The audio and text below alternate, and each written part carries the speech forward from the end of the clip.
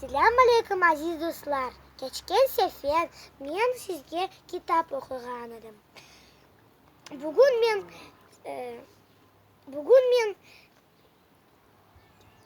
devam edeceğim. Bugün men başka kitap okuyacağım. Onun adı Sarı Sarı Sapsarı ve onu yazdı Elmas Bakşır. Ve bugün biz şiir Sarı Sarı Sapsarı okuyacağımız. Kar yağan beyaz beyaz, sarığa hiç oşamaz.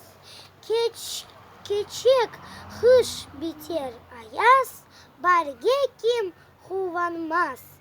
Sarı güneş tepede bizge tebessüm eti, torlada sarı başak, ona ne olur hoşak.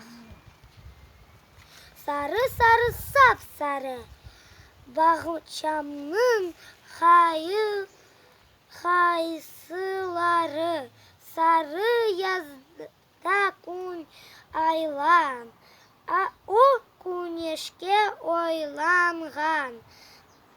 Çimçilerim de sarı, çöplegin sarı tarı, sarı bizim azbarda, mışık oturada.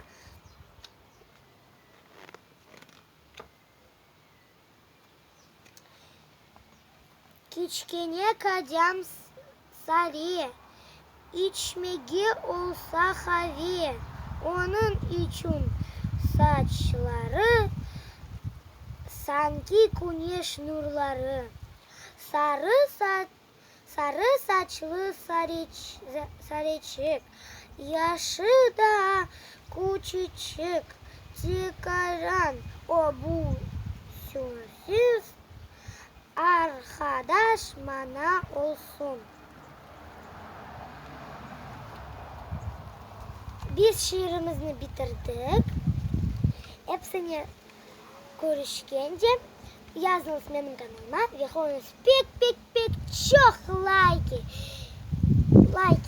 ve pek çok like. Görüşkence.